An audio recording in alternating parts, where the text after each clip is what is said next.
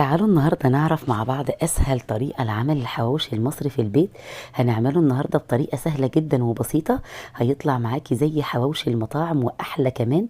بس تابعوا معايا الفيديو الآخر، ولو عجبكم الفيديو ما تنسوش تدعمونا بلايك وشير، ولو مش مشتركين في قناتي اشتركوا فيها. ونبدأ ونقول بسم الله. اول حاجة معايا كده نص كيلو من اللحمة المفرومة، نسبة الدهون بتبقى 25%، ونقدر نستخدم النص عجالي والنص ضاني.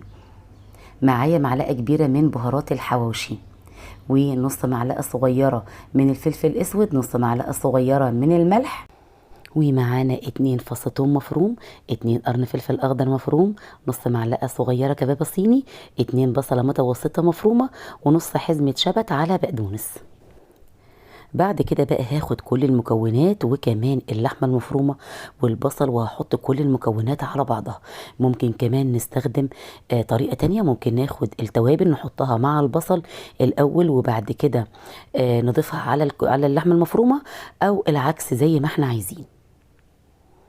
هدمج بقى كل المكونات كده كويس قوي لحد ما التوابل تدخل في اللحمة المفرومة كلها. بعد بقى كده ما خلصت اللحمه، جهزتها خلاص كويس جدا وعجنتها كويس جدا. هحضر بقى العيش بتاعي. انا هنا استخدمت عيش البلدي، نقدر نستخدم العيش الابيض اللي احنا عارفينه برضو زي ما احنا عايزين. حضرت هنا كوره متوسطه من اللحمه المفرومه، وهجيب بقى العيش بتاعي وهمسك الكوره كده بتاعت اللحمه وهضغط عليها كويس جدا، بحيث ان انا ما اخليش اي فراغات باينه في العيش خالص. هجيب العيش من بره كده وهدهنه بالزبدة او السمنة، او ممكن سمنة بلدي، بيبقى طعمه تحفة. هجيب طاسة كده سخنها على النار، طاسة ما تكونش بتلزق، وهحط كده رغيف الحواوشي وهدهنه من فوق ومن تحت.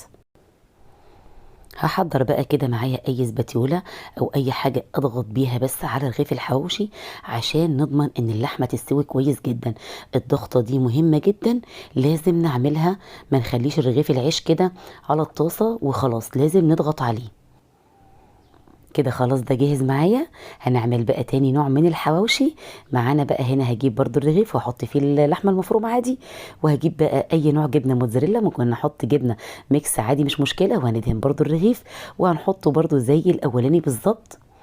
طبعا ده عشاق الجبنه الموتزاريلا، احنا هنا بنعشق حاجه اسمها جبنه موتزاريلا في جميع انواع الاكلات. جربوه بجد هتدعولي، مش قادره اوصف ليكم الريحه. يعني بصوا اكنكم كده فاتحين مطعم في البيت، الريحه رهيبه بجد رهيبه. نفتح بقى الرغيف ونشوف كده، شايفين بقى المنظر والجمال عامل ازاي، يفتح النفس بجد. انا عايزه اقول لكم النص كيلو حواوشي عمل اكبر كميه من الحواوشي عندي هنا، وكمان كفى البيت كله، واحلى وانضف واجمل من بره مليون مره، وحاجه مضمونه في البيت. واللحمه كمان ما بقتش مضمونه الايام دي خالص، فنعمله في البيت ونفرح اولادنا، وطعمه كمان احلى من بره بكتير قوي.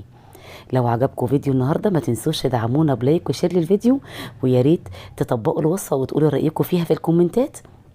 ولو مش مشتركين في القناه اشتركوا فيها وفعلوا جرس الاشعارات. بحبكم في الله يا احلى اخوات في الدنيا، دمتم في رعايه الله.